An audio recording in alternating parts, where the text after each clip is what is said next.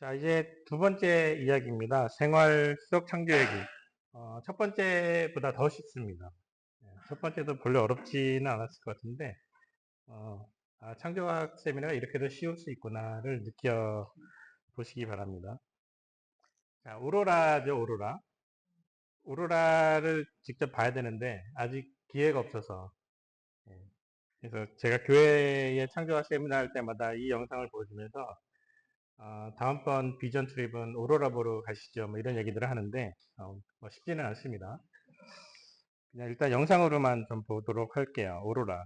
오로라를 보면서 보통은 멋있네 라는 얘기들을 많이 하세요. 근데 이제 오로라를 제가 시작하면서 왜 보여드리느냐, 저 왜 생길까? 그 얘기를 하려고 합니다. 그러니까 북극 쪽에 핀란드나 캐나다 쪽에 그 추운 동네에 가면 가끔 오로라를 육안으로 볼 수가 있다고 하더라고요.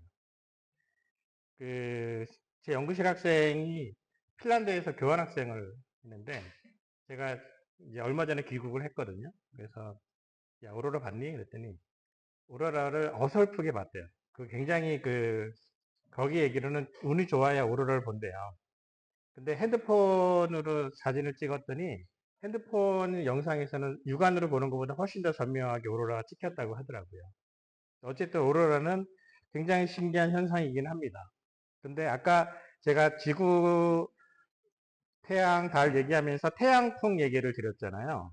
그러니까 태양풍, 태양이 뻥뻥뻥 이렇게 막 쏟아내는 그런 엄청난 영향이 있는 건데, 저 태양풍이 태양계를 보호하기 위해서 이렇게 뿜어내는 태양풍인데, 태양계 안에 있는 행성들에게도 영향을 줄 수밖에 없잖아요.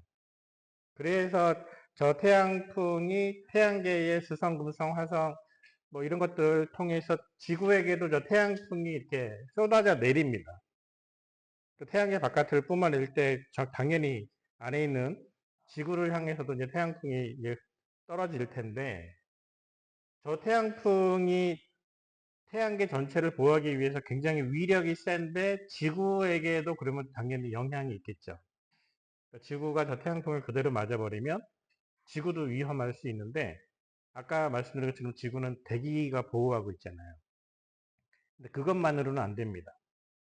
지구는 커다란 자석처럼 움직이고 있거든요. 북극, 남극 이렇게 얘기하잖아요. 그래서 지구는 굉장히 큰 자석이고요.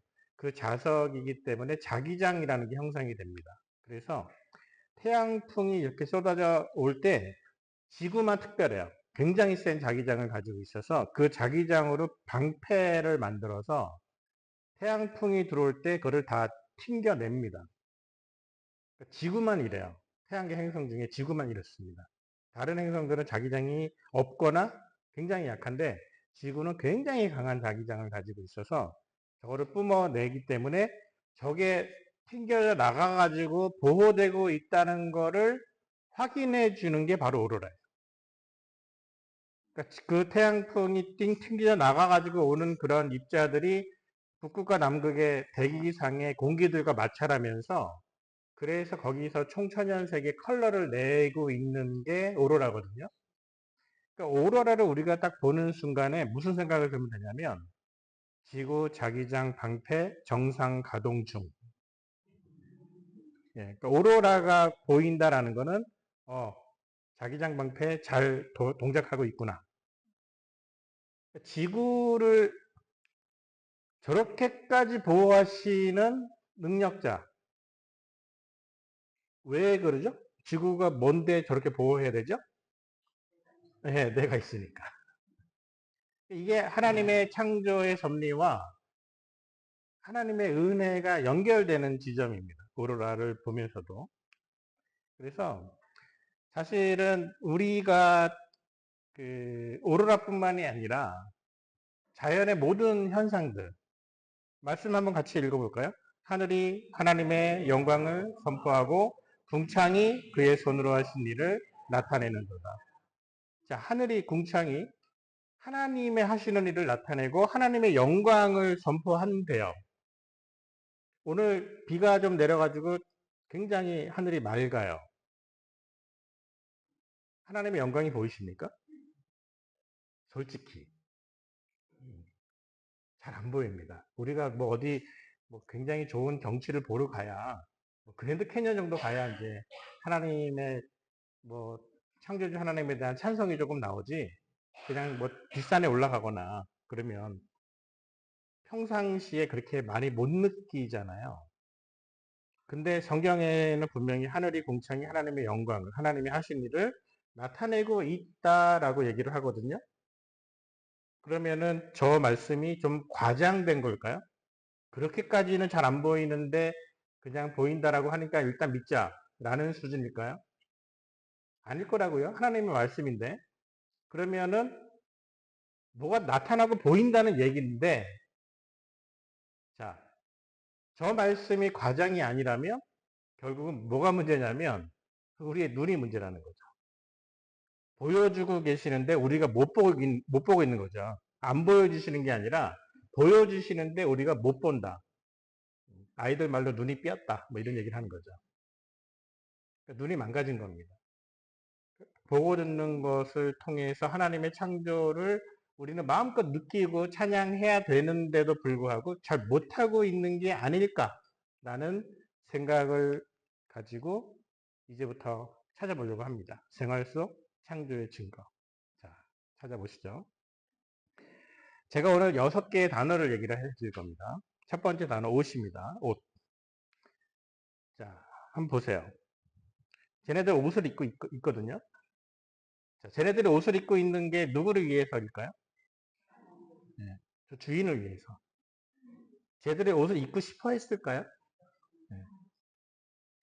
쟤들 중에 저렇게 옷을 좀 입히다 보면은 한 몇 년 지나면은 뭐 아침에 일어나서 옷장 앞에 어슬렁어슬렁 거리면서 오늘은 저 옷을 입혀주세요.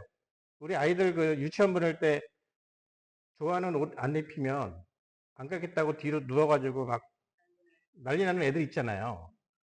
그런 것처럼 뭐 집에서 기르는 개가, 고양이가 나는 저 옷을 안 입히면 오늘은 땡깡 부리겠다라고 이렇게 버티는 그런 개나 고양이 없어요. 그러니까 쟤네들은 싫어도 어쩔 수 없이 그냥 입힘을 당하는 거잖아요. 그러니까 동물들은 스스로 옷을 만들어 입지 않습니다. 근데 우리가 아이들이 배우는 그런 진화론, 그리고 우리도 뭐 예전에 학교 다닐 때 다 진화론 배우셨잖아요. 진화론에 따르면은 모든 동물도 포함해서 인간까지 진화했대요. 그러니까 조상이 같대요. 그러면 저렇게 해서 뭔가 우연히 생겨난 생명체로부터 점점 복잡하게 되다가 동물도 되고 인간도 됐다라고 하면 그 중에 인간이 가지고 있는 굉장히 특별한 옷 입는 모습에 대해서 왜 그럴까는 설명이 가능해야 됩니다. 왜 그 많은 진화의 결과물들인 수많은 동물들은 절대로 안 하는 일을 인간만 하냐. 거기에 대한 답을 찾아야 되거든요. 그러니까 인간이 옷을 입는다라는 것은 어떻게 보면 굉장히 특별한 행동입니다. 옷을 입는다는 행동도 되게 중요하지만 옷을 입으려면 옷을 만들어야 되잖아요. 만드는 솜씨 보통 일이 아닙니다. 동물 중에 옷을 만들어 입는 동물도 없지만 옷을 만들어 입을 만한 능력을 가지고 있어 보이는 동물도 없어요. 자, 그러면 옷의 기원에 대해서 사람들은 뭐라고 얘기를 할까를 제가 찾아봤습니다. 뭐 부끄러워서. 말이 되긴 합니다. 왜냐하면 우리는 옷을 입지 않으면 부끄러우니까. 근데 인간이 부끄러움을 알게 되면서 그래서 그거를 가리기 위해 옷을 만들어 입었을 것이다? 그럴 것 같기는 한데 우리가 알고 있는 어떤 이야기랑 비슷하잖아요. 그런데 그거를 진화론적으로 설명을 하려면 한 가지 질문이 필요하거든요. 그러면 다른 동물은 왜 수치심을 모를까? 그러니까 여러분 예를 들어가지고 아이들도 조금만 크면은 옷 벗겨놓으면 부끄러워 하거든요. 근데 옷을 한 10년 동안 걔를 옷을 입혀보세요. 나중에 걔 옷을 안 입히면 걔가 부끄러워서 어디 숨든가요? 아니거든요. 동물과 인간은 분명히 차이가 있거든요. 완전히 그 비교할 수 없는 차이가 분명히 있거든요. 이성 유혹설도 있습니다. 이성을 유혹하기 위해서 옷을 만들어 입기 시작을 했다. 장식을 하기 위해서, 신체를 보호하기 위해서, 뭐 권위를 보이기, 다양한 그런 옷의 기원설이 있습니다. 제가 의복, 의상, 문화인류학 뭐 이런 것들에 대한 책들을 좀 보니까 옷의 기원을 다양하게 설명을 하고 있어요. 그런데 문제는 설명이 안 되는 부분이 있습니다. 다른 동물은 왜 인간만? 여기에 대한 답이 없어요. 그냥 인간이 옷을 이렇게 해서 입게 되지 않았을까라는 나름대로의 합리적인 추론은 가능하지만 그 답은 동물들은 왜 그러면 아무도 안 할까? 왜냐하면 진화를 같이 겪어왔대잖아요. 같은 진화의 길을 겪어왔는데 수많은 동물들은 아무도 할 줄 모르고 할 필요도 못 느끼는데 왜 인간만 그러냐라는 대답은 어디서도 못하고 있어요. 근데 그 답을 어디서 찾을 수 있냐면 성경에서 찾을 수 있습니다. 처음에는 옷을 안 입었대요. 상상이 안 가시죠? 에덴 동산에 처음 창조된 아담과 하와는 옷을 입지 않았습니다. 그런데 옷을 입어야 될 필요를 느끼기 시작을 한 게 바로 타락으로 인해서 죄를 짓고 났더니 눈이 밝아지면서 어이구 옷을 안 입었네. 그러니까 옷을 입지 않은 걸 부끄럽다라고 느끼게 된 원인이 발생을 하고요. 그 이후에 하나님의 옷을 만들어 입히시는 장면이 나오죠. 그러니까 창세기의 옷의 시작에 대한 명확한 답이 나오거든요. 그러니까 이거를 창세기가 아닌 다른 걸로 어떻게 해석할 방법이 없습니다. 그러니까 옷 입는 모습 하나만 딱 보면 인간을 하나님이 특별하게 창조하셨고 그 인간이 범죄했구나. 타락했구나. 창조하신 하나님과 타락한 인간에 대한 창세기의 이야기를 옷의 시작에 대한 이야기로 받아들일 수밖에 없는 지점이 생기는 거죠. 그래서 우리가 이제부터 다양한 그런 옷을 입는 모습들을 볼 때에 저 옷을 입는 모습 저 자체가 하나님이 인간을 매우 특별하게 창조하신 지혜로운 옷을 만들어 입을 수 있는 정도의 그런 수준으로 창조하신 거고 그렇게 창조하신 인간 타락해서 망가져 가고 있구나. 구원의 손길이 필요하구나 라고 하는 것을 느낄 수 있는 그런 것이 바로 옷을 통해서라는 거. 자, 첫 번째 단어 옷 이렇게 넘어갔고요. 두 번째는 요리입니다. 조금 있으면 이제 점심 드셔야 되는데 우리는 늘 먹는 거 좋아하죠. 중요하고요. 그래서 TV의 예능 프로그램 보면 거의 절반 이상이 먹는 거더라고요. 그리고 남이 먹는 것만 봐도 우리는 즐겁죠. 요리하는 동물 보셨습니까? 그러니까 요리라는 거 하나만 딱 보면 동물들은 왜 음식 문화를 개선하기 위한 어떠한 노력도 기울이지 않지? 그냥 본능대로 뭔가 그냥 배불리 먹는 데에만 집중하지 저거를 어떻게 하면 맛있게 먹을 수 있을까? 뭐 이런 거에 대한 고민을 일체 안 해요. 깨잖아요. 깨를 그냥 저거를 어떻게 먹느냐라는 거에 있어서 깨가 보통 이제 이렇게 기름으로 만들어내잖아요. 예전에 그 집에서 이제 깨순이 같은 거 있잖아요. 그걸로 깨 볶아가지고 거기다 집어넣으면 참기름 나오고 그때 무슨 생각이 들었냐면 참깨와 들깨가 서로 다른 맛의 기름을 만들어내는 것을 어떻게 알았을까? 되게 지혜로운 거잖아요. 겉으로 봤을 때는 그냥 깨인데 저거를 볶아서 으깨면 기름이 나오는데 그 기름이 다른 음식을 굉장히 풍요롭게 해준다. 그리고 다양한 씨앗들에서 다양한 종류의 기름이 나오고 각각 그 용도에 따라서 굉장히 음식의 풍미를 탁월하게 해주는 되게 특별한 그 지금 누가 하고 있어요? 인간이 그러고 있어요. 그럼 이제 시선을 살짝 동물 쪽으로 돌려보세요. 쟤네들은 뭐 하고 있을까? 그러니까 요리하는 거 보면은 정말 굉장히 신기합니다. 김치는 또 우리나라 뭐 빠질 수 없는 대표 음식이잖아요. 김치를 한번 그 인터넷으로 김치 파는 쇼핑몰을 들어가 봤더니 생각보다 김치가 종류가 많더라고요. 김치에 얼마나 종류가 많을 것 같으세요? 제가 찾아보니까 한 2, 300개 되더라고요. 진짜 종류가 많아요. 근데 안에 들어가는 종류, 그 부품의 종류, 원재료의 종류는 별로 없어요. 뭐, 배추 해가지고 그 몇 가지인데, 그걸 가지고 다양하게 어떻게 하느냐 해서 많이 익히냐, 덜 익히냐, 양념을 어떻게 넣느냐, 별의별 방법을 가지고 수백 개의 요리를 만들어서 그거를 쇼핑몰에서 팔고 있더라고요. 이게 인간의 요리하는 능력입니다. 지역별로, 계절별로, 재료별로 다양하게 요리를 개발해 온. 그럼 시작을 한번 생각을 해보는 거예요. 김치 가지고 참 맛있어 보이죠? 네.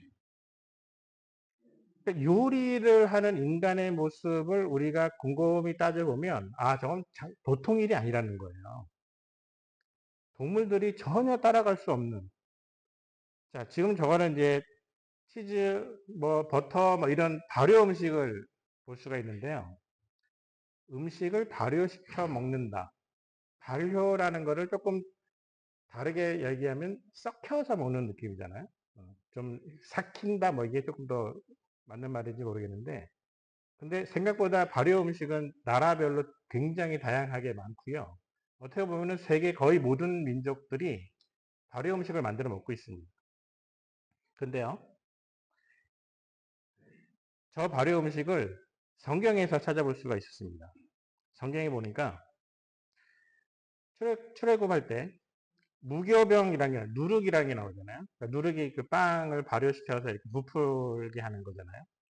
그러니까 저렇게 해가지고 빵을 만들어 먹을 수 있는 요리법이 있다는 얘기예요. 출애굽 시절에 치즈 열덩이 이게 나옵니다.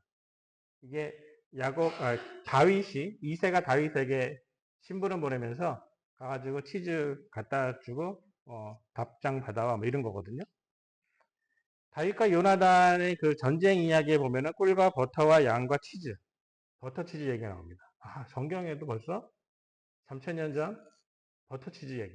물론 더 올라가면 4500년 전 그 노아가 노아 방주 홍수 끝나고 방주에서 나온 다음에 노아가 한 일 중에 하나가 포도주 담근 거잖아요. 예. 포도주라는 게 발효해가지고 나오는 거니까 어떻게 보면 인간이 발효 음식이라는 음식을 썩혀서 뭔가 먹을 때 뭔가 굉장히 특별한 유익을 얻을 수 있다는 맛과 건강 이런 것들을 챙길 수 있다라는 그런 지혜가 과연 언제부터 있었을까? 이거를 진화론적으로 한번 상상을 해보면 사실 상상이 잘 안 됩니다. 왜냐하면 우연히 찾아야 되거든요. 좀 미개했던 인간의 조상 중에 누군가가 음식 관리를 잘못해가지고 그냥 썩었어요. 근데 그 썩은 음식을 굉장히 호기심 많은 그 조상 중에 누군가가 버려야 되는데 그걸 그냥 먹어본 거예요. 맛이 어떨까? 근데 생각보다 맛있어요. 그 다음부터 썩혀서 먹기 시작을 했어요.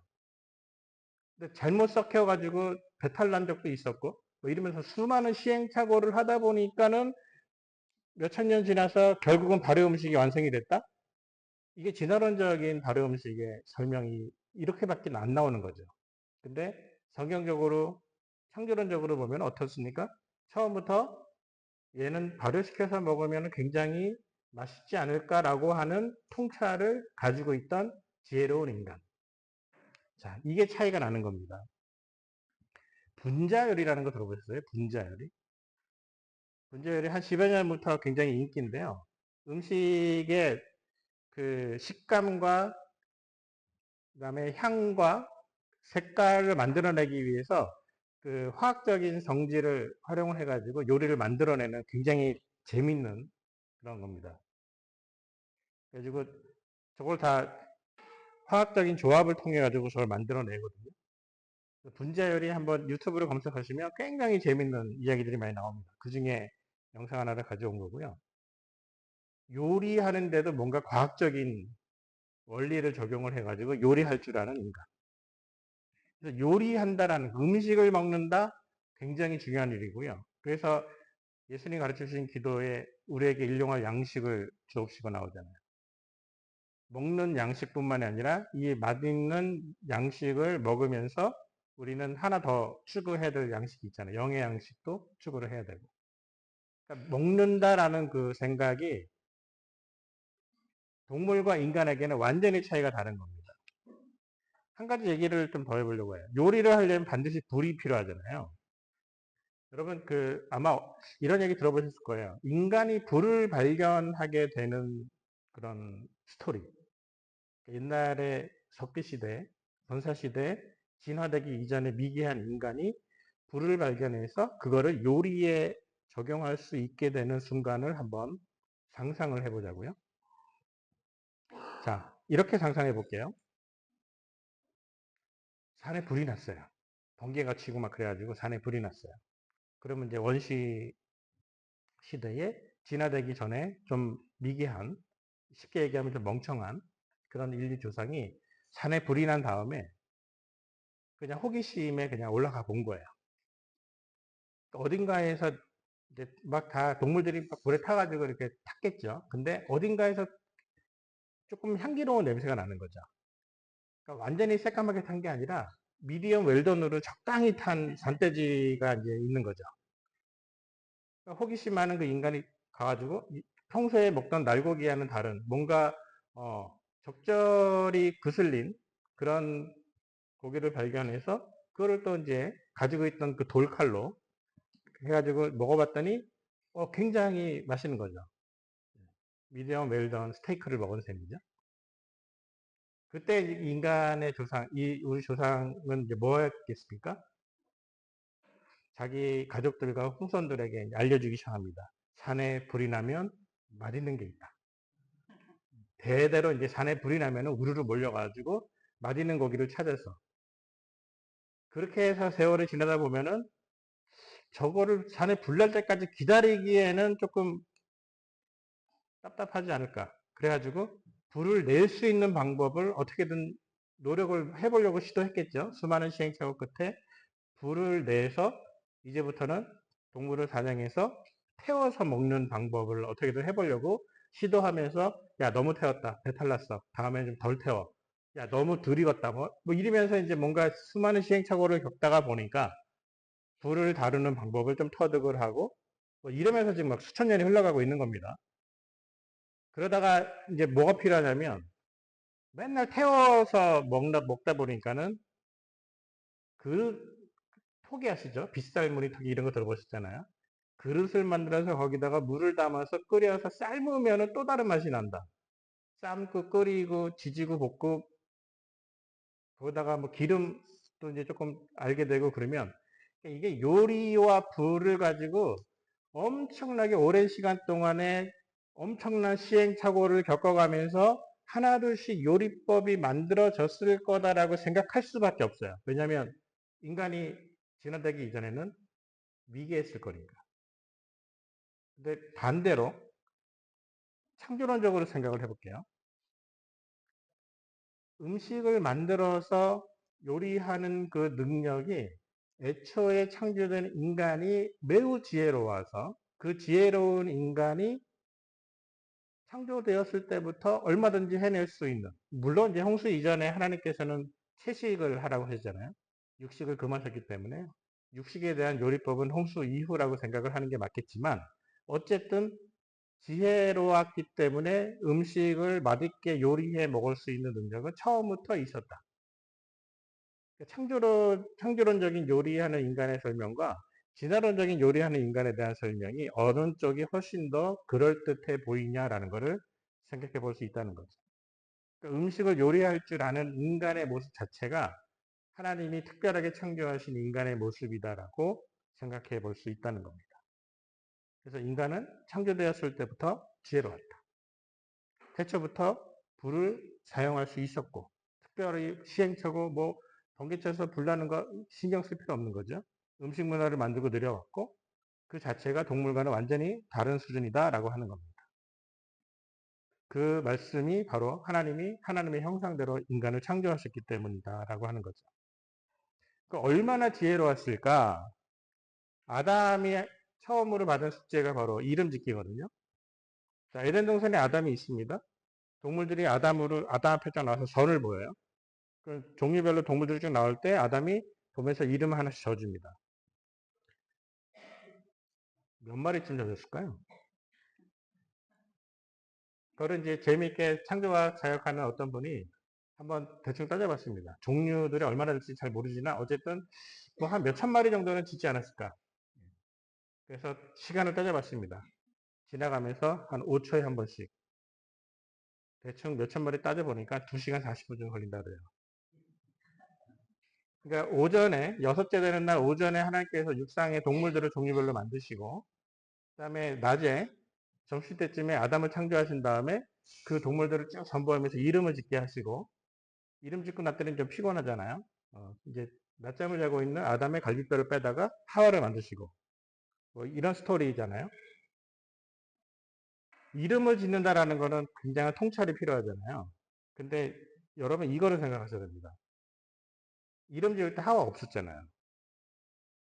그 하와가 이제 나왔어요. 갈비뼈에서 나왔습니다. 뼈 중에 뼈, 살 중에 살이요 하면서 되게 좋아했어요. 그럼 이제 그다음부터 하와한테 알려줘야죠. 내가 쟤 뭐라고 이름 졌어라고 알려주려면 방금 전에 지은 수천 마리의 이름을 다 기억하고 있어요. 이게 인간의 지혜입니다.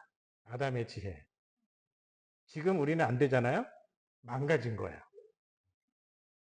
그러니까 원래 지혜로웠는데 지금 망가진 거지. 진화론처럼 미개했던 인간이 점점 똑똑해진 게 아니라는 거죠. 자, 아담 그렇게 지혜로웠는데 아담부터 노아에 이르는 10대에 이르는 창세기 5장의 족보를 보면 900살 넘게 살았습니다. 생각해 보세요.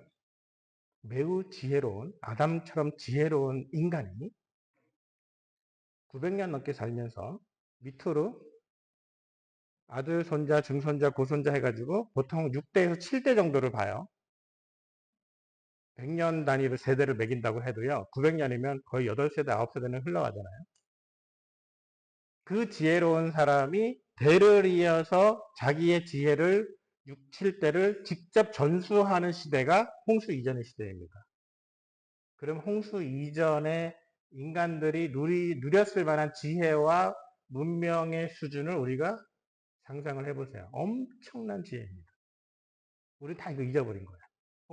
홍수 이후에는 사람의 수명이 확 줄어들면서 이제는 전수할 수 있을 만한 시간이 부족하고 거기다가 바벨탑으로 언어가 쪼개지면서 전수할 수 있는 지혜가 뿔뿔이 흩어지면서 굉장히 열악한 상황에서 인간은 점점 망가져 가고 있고 그래서 지금은 여러분 다 아시잖아요.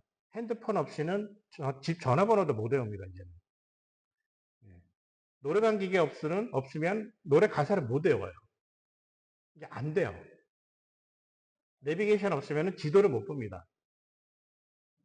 망가진 겁니다. 기술과 문명 덕에 우리가 버티고 사는 거지 그냥 지혜로 그냥 옛날 고려시대 조선시대처럼 기술 문명 이런 것들이 별로 없는 상태로 우리가 내몰렸으면요. 우리는 정말 열악하게 살아야 되는 사람일 수 있는 거죠. 자, 요리부터 지금 인간의 지혜까지 흘러가는데요. 이제 다음 단어 넘어갈게요. 세 번째 단어는 귀중함입니다. 뭐가 귀하냐? 자, 질문 하나 드려볼게요. 쌀값에 포함된 것을 골라보세요. 여름에 따뜻하게 쪄여주는 햇빛값, 봄을 촉촉하게 적셔준 빛값, 벼가 숨쉬는 데 필요한 공기값, 농부가 농사 짓고 추수하는 데 들어가는 수고비. 자, 여러분이 쌀을 돈 주고 샀을 때 그 쌀값에 포함된 거 1, 2, 3, 4 중에 어떤 겁니까? 전부 다 골라보세요. 혹시 1, 2, 3번을 값을 치러 보신 적 있으세요? 네, 없어요. 4번만 치렀어요. 근데 1, 2, 3번이 쌀에 포함됩니까? 안 됩니까? 쌀이 제대로 자라는데 필수적이죠. 자, 생수 한 병을 마십니다. 그럼 생수 한 병을 뭐 500원, 1000원 주고 사서 마시는데 생수 한 병의 원가를 계산할 때 인건비, 약품비, 유통비, 용기값, 경비 뭐 다 포함이 되는데 제가 원가표를 찾아봤더니요. 물값이 없어요. 우리가 먹고 있는 생수 한 병을 돈을 내고 샀지만 그 돈에는 물값이 포함되어 있지 않습니다. 물은 공짜였어요. 물병 값이에요. 포장하는 값이고 그거를 배달하는 값이에요. 물값은 한 번도 낸 적이 없습니다. 굉장히 귀한 거 우리가 잊고 있다라는 걸 한번 생각을 해볼게요. 배추, 뭐 이런 농산물 있잖아요. 우리가 먹을 때 굉장히 중요한 재료들인데 여기에 들어가는 모든 수고비, 재료비, 유통비 이런 거 다 포함하는데 정작 이 농산물들이 자라는 데 필요한 햇빛, 공기, 온도, 습도 뭐 이런 것들에 대해서는 아무도 비용을 치른 적이 없다는 거예요. 너무나 당연하고 흔하다고 우리는 그냥 값어치를 잊어버리고 산 거죠. 굉장히 중요한 것 중에 하나. 우리 숨 쉬는 공기. 공기가 만약에 없어진다면. 여러분 숨 쉴 때 돈 내고 숨 쉬지 않잖아요. 마음껏 들이마시는 공기가 없어지면 다 죽습니다. 우주 바깥에 공기 없는 곳으로 나가면 우리는 우주복 없이는 그냥 1분 단도 다 죽어요. 근데 그걸 공짜로 들이마시고 있는 겁니다. 그러면서 귀하다라고 하는 생각을 못하고 있는 거예요. 그래서 귀중함이라는 거에 대해서 귀중함 어떻게 하면 좋으냐? 값을 치르면 돼요. 값을 치르지 않고 뭔가를 가져가는 도둑이 아니라 값을 치르는 사람이 되면 되거든요. 자, 여기 보면 이 아이를 보세요. 인사하고 있습니다. 누구한테 인사할까요? 마네킹한테 인사하고 있습니다. 자기보다 큰 어른이 인사를 하는데 인사를 그냥 받으면 안 돼요. 요즘에는 이런 아이 없습니다. 예. 요즘엔 집에서 이런 거 안 가르치는가 봐요. 그러니까 감사한, 내가 받은 귀중한 은혜에 대한 감사. 해로 낮을 주관하게 하신 이에게 감사하라. 그 인자심이 영원합니다. 그래서 우리가 먹을 때마다 기도하는 거고요. 숨 쉴 때마다 범사에 감사하는 게 내가 치르지 못한 다른 모든 값에 대해서 그거를 주신 분에게 감사를 표하는 거거든요. 그러니까 바로 귀중함에 대한 창조 원리입니다. 그래서 우리가 감사해야 될 게 너무 많은데 숨 쉬는 데 필요한 공기, 따뜻함과 밝음을 주는 햇빛, 높은 산에서 솟아나 흘러내리는 샘물, 사시사철 적당한 범위의 온도, 바다 속의 풍부한 물, 여름철에 시원하게 부는 바람, 때를 따라 내리는 비, 이런 모든 것들을 주신 창조주께 감사해야 된다는 얘기죠. 그래서 이렇게 감사해야 되는 이유가 바로 우리를 붙들고 계시는, 지키고 계시는, 보호하고 계시는 그 하나님이 계시기 때문에. 그래서 귀중함에 대해서 다시 한번 생각해 보면서 우리를 창조하시고 우리를 보호하시고 구원하시는 하나님에 대한 생각을 해보자는 거죠.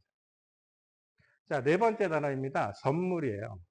여러분 선물 받으면 다 좋잖아요. 선물. 선물 중에 이런 선물 생각해 보세요. 단풍. 우리나라에서 단풍 하면은 제일 멋지다라고 알려진 게 내장산 단풍입니다. 단풍은 굉장히 뭐 이제 조금 있으면 몇 달 있으면 단풍 구경 가실 거 아니에요. 단풍이 왜 생기느냐라는 거를 이제 과학자들은 보통 이렇게 얘기를 합니다. 초록색 이파리가 날이 추워지면서 얘네들이 뭔가를 스스로를 보호하기 위해서 엽록소가 파괴되고 다른 컬러를 내는 그런 성분으로 바뀌면서 이렇게 총천연색의 단풍을 만들어낸다. 근데 이걸 알고 싶은 게 아니라 그런데 왜 생기냐 이거죠. 단풍. 그래서 이렇게 생각을 해봤습니다. 단풍놀이를 갈 때 집에서 기르는 애완견 반려동물을 데리고 간다고 생각을 해보세요.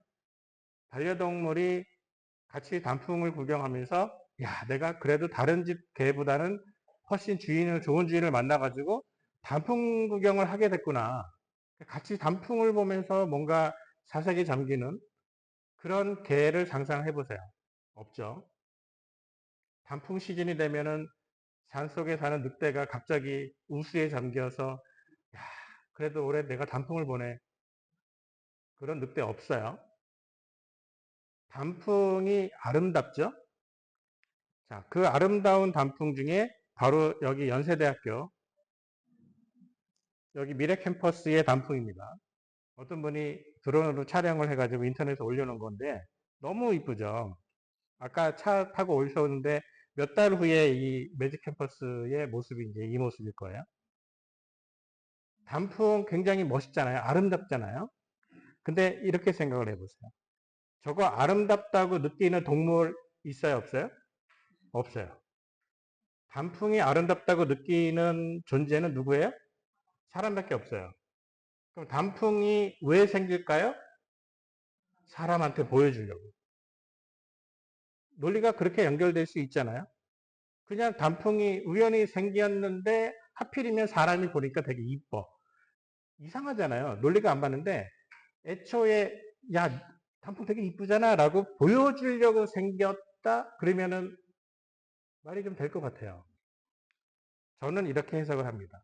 단풍이 누구를 위해서 생기는 걸까 했을 때 봄, 여름 동안 땀 흘리고 고생하면서 농사 지은 그런 농부가 추수가 끝나고 났더니 온 산하가 단풍으로 쫙 물들어지면서 1년 동안 고생했다. 이제 조금 쉬면서 행복해라.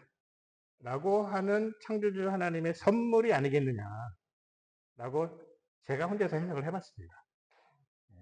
해석을 따라오시든지. 근데 이렇게 생각을 해봤더니요. 선물이 또 생각이 났어요. 꽃이 이뻐요. 꽃 아름답잖아요. 꽃의 용도는 되게 다양하지만 어쨌든 꽃의 아름다움을 느끼는 존재가 사람밖에 없습니다. 라고 얘기하면 질문을 꼭 누가 던지세요. 나비나 뭐 이런 벌이나 이런 곤충들 꽃 해가지고 막 달려들잖아요. 자, 실체를 보여드릴게요.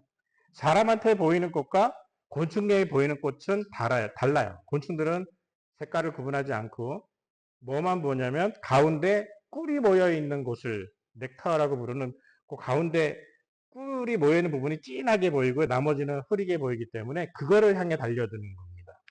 그러니까 사람한테 보이는 꽃과 곤충에게 보이는 꽃은 아예 모습이 달라요. 진화론적으로는 꽃은 진화가 잘 됐다라고 얘기를 합니다. 현화식물에서 꽃을 피울 만큼 왜?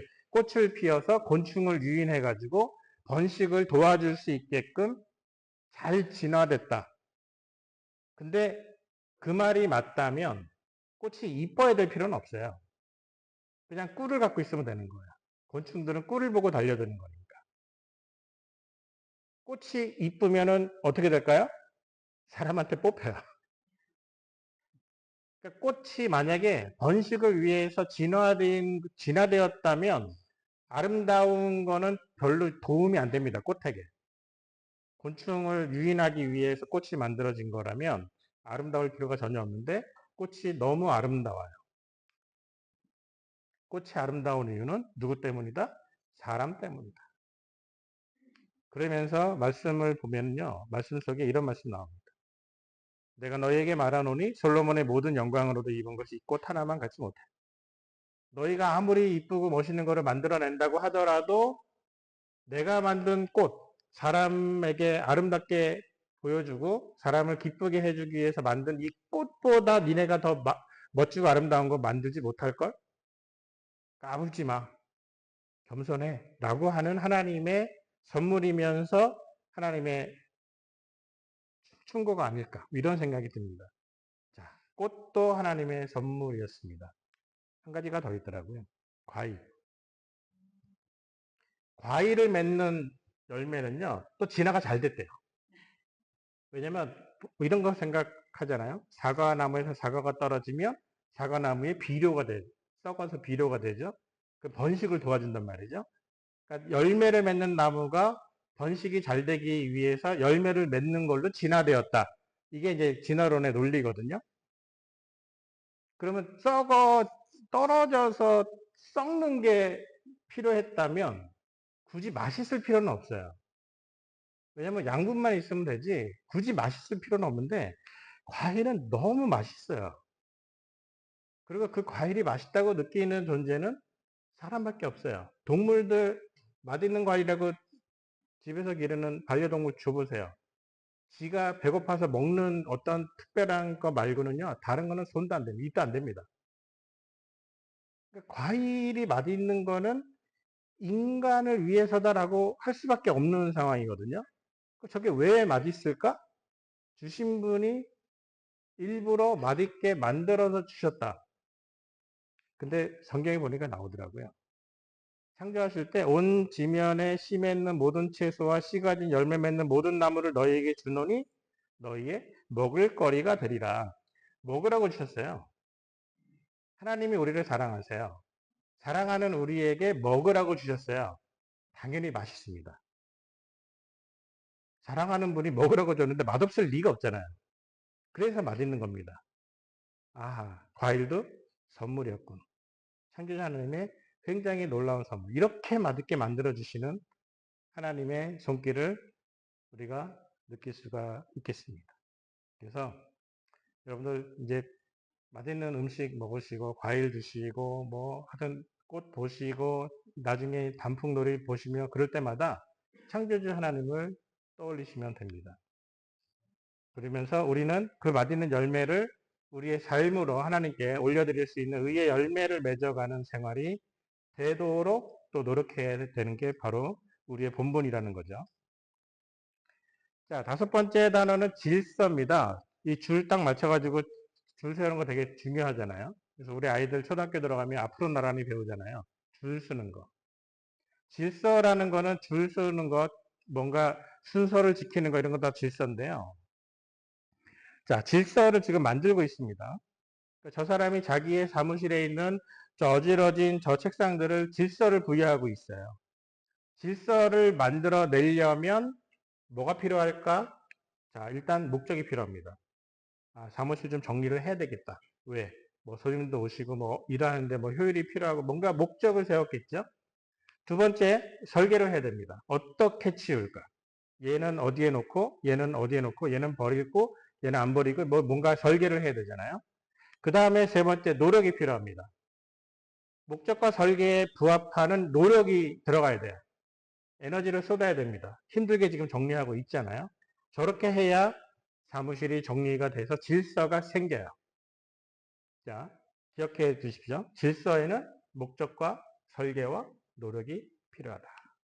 그러면 자연 속에서의 질서를 좀 보겠습니다. 질서는 영어로 오더라고 그러잖아요. 순서입니다. 순서.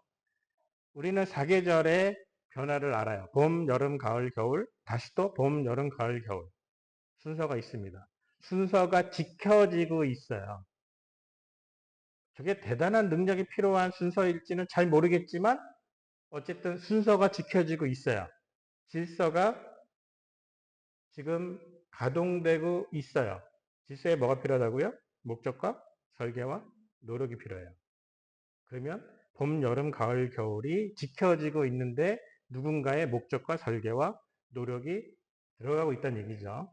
자, 조금 더 나가겠습니다. 1년은 12달입니다. 12달. 달이 12번을 지구를 돌면 1년이 지나면 한 해가 지난다는 얘기예요. 순서가 지켜지고 있습니다. 하루는 24시간이에요. 그래서 0시부터 24시까지 한 바퀴 돌면 다시 한 바퀴 돌면서 순서대로 하루하루가 지나가고 있습니다. 아까 제가 잠깐 지구 얘기할 때 말씀드린 것처럼 그 순서와 길이가 달라지면 생명체 살기 힘들어진다 그랬잖아요.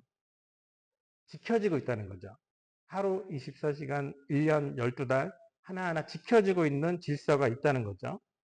동물의 세계로 들어가 봅니다. 자, 올챙이가 개구리가 될 때 앞다리가 먼저 나올까요? 뒷다리가 먼저 나올까요?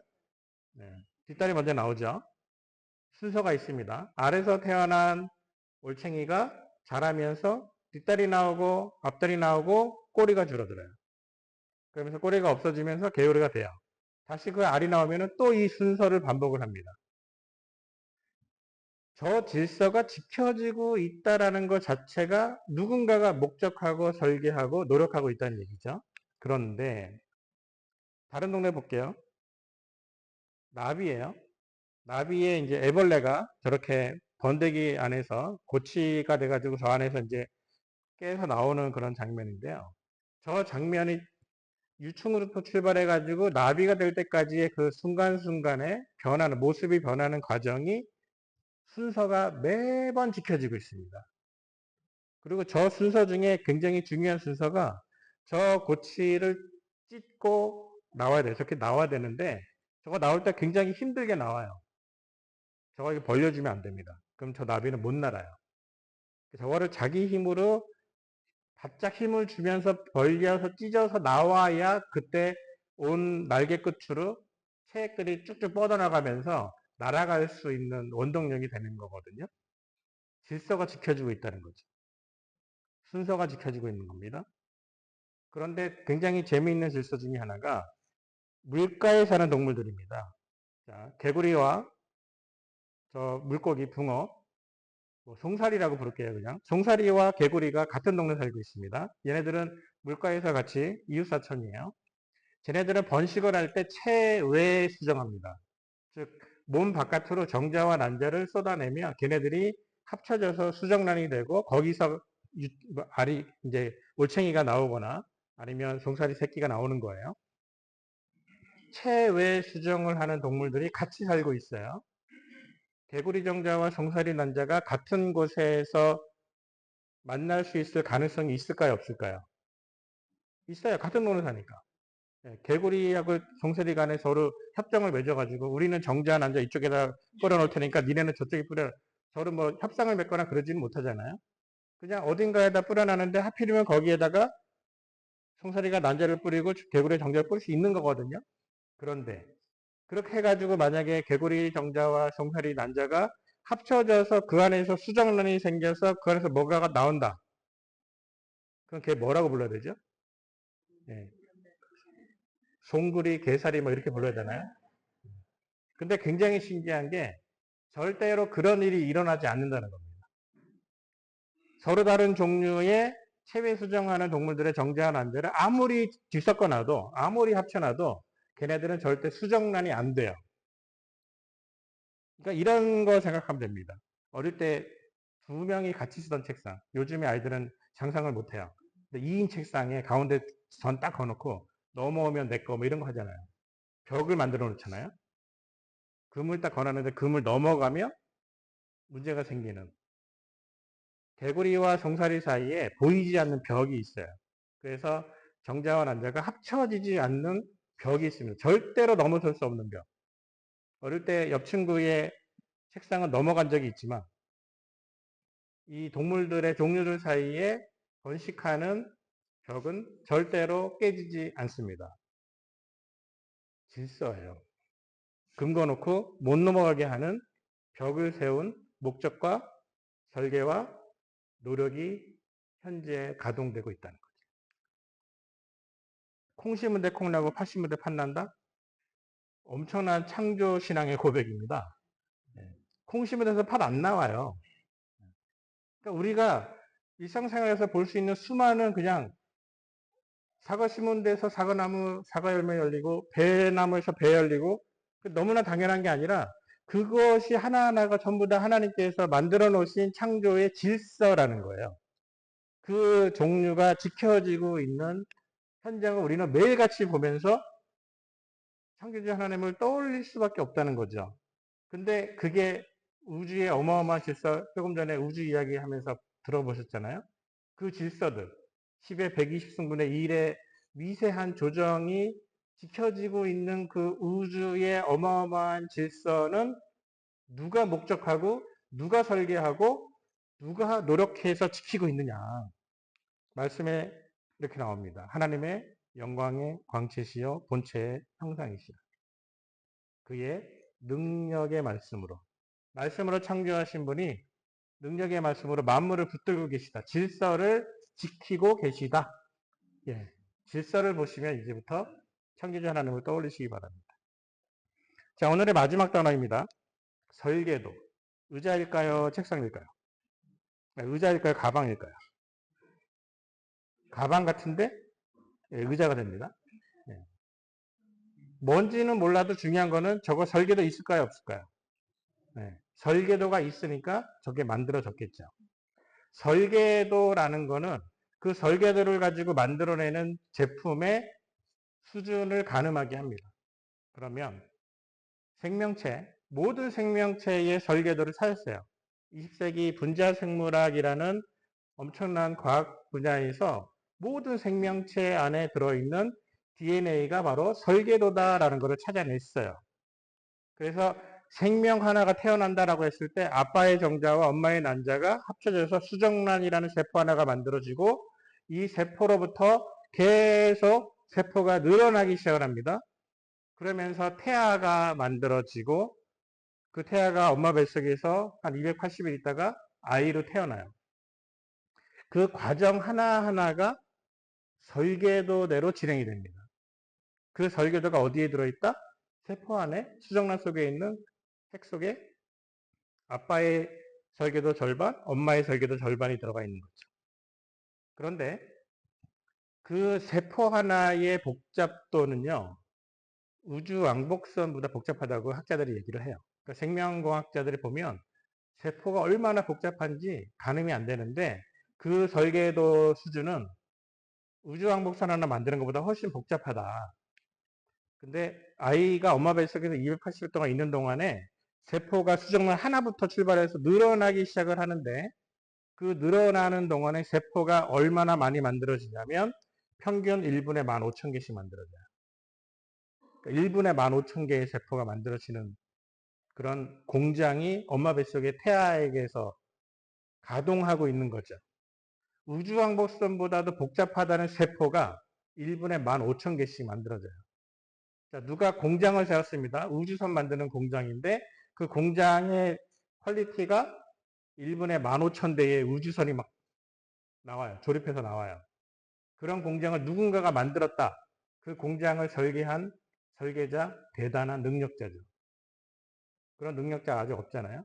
근데 엄마 뱃속에서 아이가 280일 동안에 평균적으로 1분에 15,000개씩 세포를 만들어내면서 태아로 자라나는 과정이 어디에 설계되어 있다? 세포 하나에 설계되어 있다. 그럼 그 세포 안에 설계도를 만들어내신 분은 엄청난 능력자. 당연히 연결되는 거죠. 아이는 부모를 닮잖아요. 왜 닮을까요? 설계도가 비슷하니까. 아빠의 설계도 절반, 엄마의 설계도 절반. 그래서 아이는 정확하게 아빠 반, 엄마 반 이렇게 닮습니다. 그 반반이 겉모습만으로는 판단이 안 되잖아요. 그래서 겉모습은 엄마 닮았는데 승질머리는 아빠 닮고 이럴 수도 있는 거죠. 어딘가 하여튼 반반씩 닮아요. 저도 요새 깜짝깜짝 놀랍니다. 저희 딸내미들이 엄마만 닮은 줄 알았더니 점점 저를 닮은 모습이 보이더라고요. 그 성질이 보니까 제 성질이더라고요. 그럴 수밖에 없어요. 그게 설계도대로 만들어 놓으셨기 때문에. 그러니까 시편에 이런 찬송이 나옵니다. 주께서 내 내장을 지으시며 나의 모태에서 나를 만드셨나이다. 내가 주께 감사하오면 나를 지으심이 심히 기묘하십니다. 나를 만드신 분의 능력이 얼마나 놀라운지 모태에서 나를 설계도대로 만들어내시는 그분을 찬송하고 있거든요. 그래서 우리가 이렇게 하늘의 궁창에 하나님의 영광이 선포되고 하나님의 하실 일이 나타내고 그런 현장들을 우리는 매일같이 보면서 만약에 그동안에 잘 못 느끼셨다면 눈을 좀 더 크게 뜨고 귀를 조금 더 크게 열고 그러면서 창조의 증거들을 찾아보려고 애를 써보세요. 그러면 너무너무 많습니다. 오늘 제가 6개 단어만 말씀드렸는데 얼마나 더 많겠습니까? 그래서 오늘의 결론은 이겁니다. 창조주 예수 그리스도. 만물을 창조하실 때 창조의 현장에 계셨던 그분. 만물이 그로 말미암아 지은 바 되었으니 지은 것이 하나도 그가 없이는 된 것이 없느니라. 바로 그분. 그 예수 그리스도가 창조주라는 것을 우리가 알고 그분을 구세주로 영접을 했을 때 우리의 삶의 가치가 예수님짜리 인생이 되는 것처럼 예수님의 사랑만큼 우리의 가치가 올라간다는 거죠. 그래서 오늘 제가 마지막으로 드리는 말씀이 바로 이것입니다. 천지 만물을 창조하신 분을 뵙는 것이 가장 큰 성공입니다.